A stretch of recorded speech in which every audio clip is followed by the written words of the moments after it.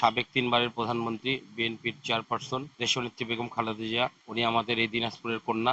দীর্ঘদিন এই দেশের মানুষের জন্য, তার দলের নেতাকর্মীর জন্য অনেক সংগ্রাম করেছেন, অনেক আন্দোলন করেছেন। আমাদের দলের যারা নির্যাতিত হয়েছেন তার থেকে সর্বোচ্চ নির্যাতিত আমাদের প্রিয় নেত্রী দেশনেত্রী বেগম খালেদা জিয়া হয়েছেন।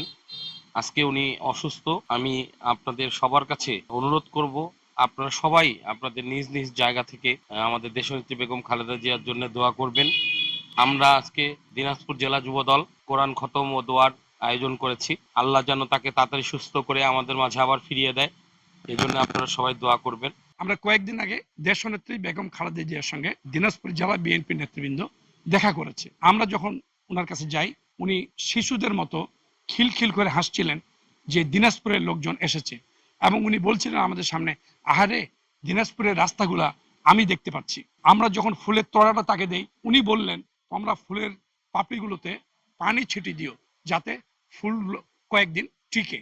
আমরা যখন তার সঙ্গে সালাম বিনিময়ের পরে নিচে যখন নিচতলায় যখন আসি, তখন উনি বলে দিলেন পরিচারককে, দিনাজপুরের লোকেরা এদেরকে না খাইয়ে যেতে দিও না, এবং সবাইকে নাস্তা খেয়ে যেন যায়, এবং নাস্তা করে তারপর আমরা এসেছি। নিশ্চয়ই উনি দ্রুত সুস্থ হয়ে উঠবেন, চতুর্থবারের মতো বাংলাদেশের প্রধানমন্ত্রী হবেন, এই জাতির উনি দায়িত্ব নেবেন, এবং আমরা তার সুস্থতা কামনা করি। আমরা অধীর আগ্রহে আছি যে সে কখন সুস্থ হবে, আমাদের মাঝে ফিরে আসবে। আমরা সবচেয়ে বেশি ভোটে তাকে জিতাবো। সবাই আমরা হিন্দু, মুসলমান, বৌদ্ধ, খ্রিস্টান, যে যারা যেভাবে পারতেছি তার জন্য দোয়া করছি।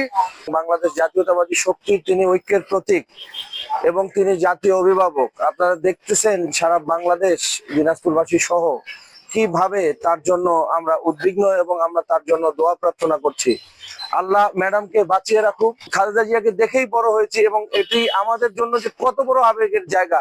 যে নেত্রী, আপসীন নেত্রী, গণতন্ত্রের মা, দিনাজপুরের কন্যা এবং হাসিপাড়াতে ইনি ভালো বড় হয়েছেন, সেই মানুষটি আজ অত্যন্ত অসুস্থ। আমরা এই পতিত সরকার, যে ফ্যাসিস্ট সরকার ছিল, উনার নির্যাতনের কারণেই আজকে উনি অসুস্থ। কারণ আমরা মনে করি চিকিৎসার নাম করে অপচিকিৎসা করেছে, উনাকে বিদেশে চিকিৎসা করতে দেওয়া হয়নি, চিকিৎসার নাম করে উনাকে বিষ প্রয়োগ করে হত্যার চেষ্টা চালিয়েছিল।